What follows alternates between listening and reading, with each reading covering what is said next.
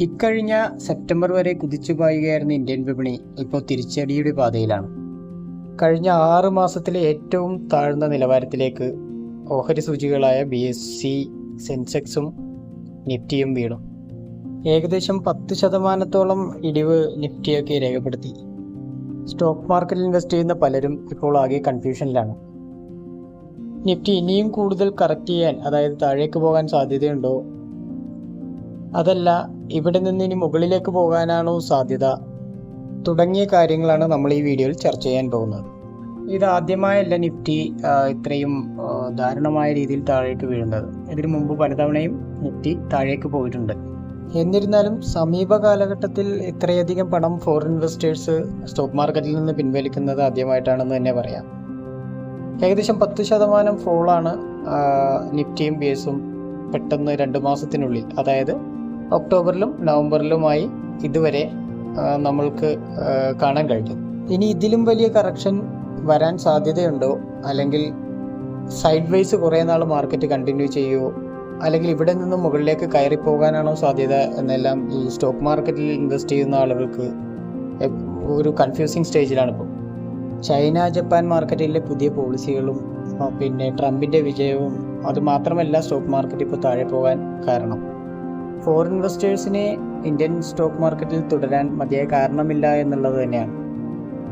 മാത്രമല്ല അവർക്ക് മെച്ചപ്പെട്ട നിക്ഷേപാവസരങ്ങൾ അമേരിക്കയിലും ചൈനയിലും ജപ്പാനിലുമായിട്ട് ഇന്ത്യൻ സ്റ്റോക്ക് മാർക്കറ്റിനേക്കാൾ മികച്ച അവസരങ്ങൾ അവിടെ ലഭ്യമാണ്. മാത്രമല്ല കഴിഞ്ഞ തവണത്തെ നമ്മുടെ ഇന്ത്യൻ ബഡ്ജറ്റ് ഇൻവെസ്റ്റേഴ്സിനെ ഒട്ടും അട്രാക്റ്റ് ചെയ്യുന്നതായിരുന്നില്ല.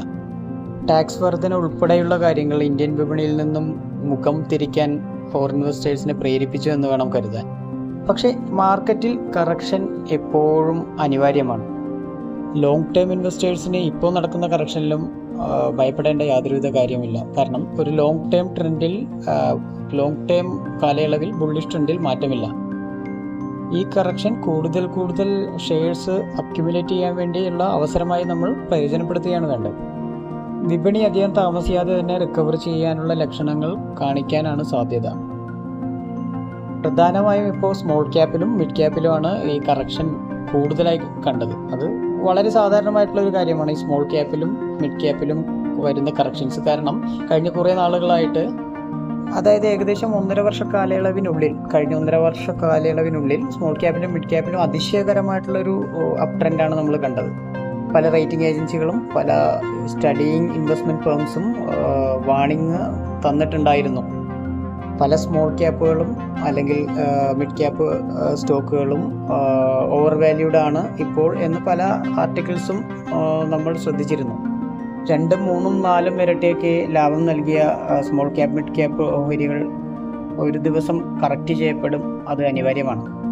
ഇത്ര വലിയ കറക്ഷനിലൂടെ കടന്നു പോകുമ്പോഴും ചില സെക്ടേഴ്സ് അല്ലെങ്കിൽ ചില സ്റ്റോക്സ് ഇപ്പോഴും ബുള്ളിഷാണ്. ഉദാഹരണത്തിന് HDFC bank, ICICI bank, SBI, TCS, അതായത് ബാങ്കിങ് മേഖല, IT മേഖല, ഈ സെക്ടറുകളെല്ലാം ഇപ്പോഴും ബുള്ളിഷ് ട്രെൻഡിൽ തന്നെയാണ്.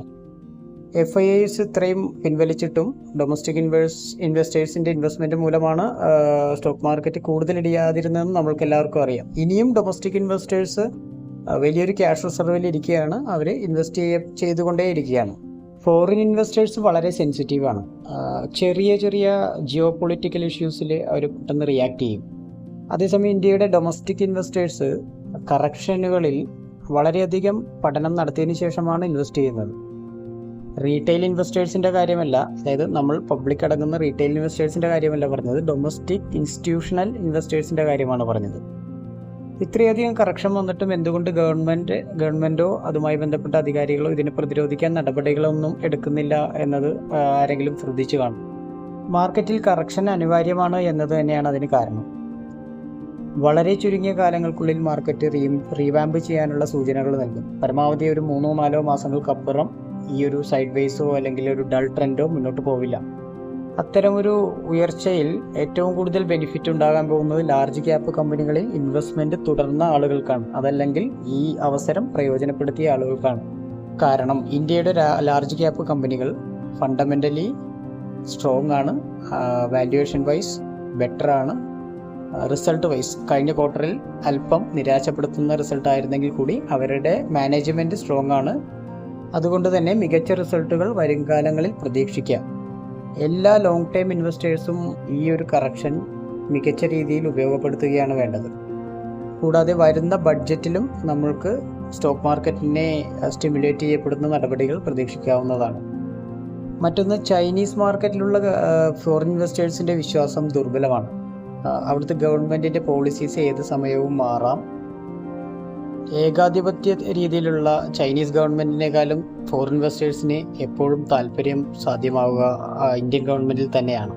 കണക്കുകൾ സൂചിപ്പിക്കുന്നത് കമ്പനികളുടെ അടുത്ത ക്വാർട്ടർ റിസൾട്ടിന് മുൻപ് തന്നെ ഇന്ത്യൻ സ്റ്റോക്ക് മാർക്കറ്റിൽ റീവാമ്പിനുള്ള സാധ്യതകൾ അല്ലെങ്കിൽ സൂചനകൾ കണ്ടു തുടങ്ങുമെന്നാണ്.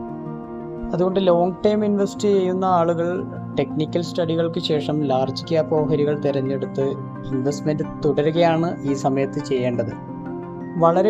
വളരെ ചെറിയ കാലങ്ങൾക്കുള്ളിൽ സ്റ്റോക്ക് മാർക്കറ്റ് തിരിച്ചു കയറുന്നത് എല്ലാവരും കാണാനിടയാകും. ഇന്ത്യൻ സ്റ്റോക്ക് മാർക്കറ്റിലെ ലാർജ് ക്യാപ്പ് ഓഹരികൾ അത്രമേൽ ശക്തമാണ്. ഇന്ത്യൻ സ്റ്റോക്ക് മാർക്കറ്റും ധൈര്യമായി ഇൻവെസ്റ്റ് ചെയ്യുക.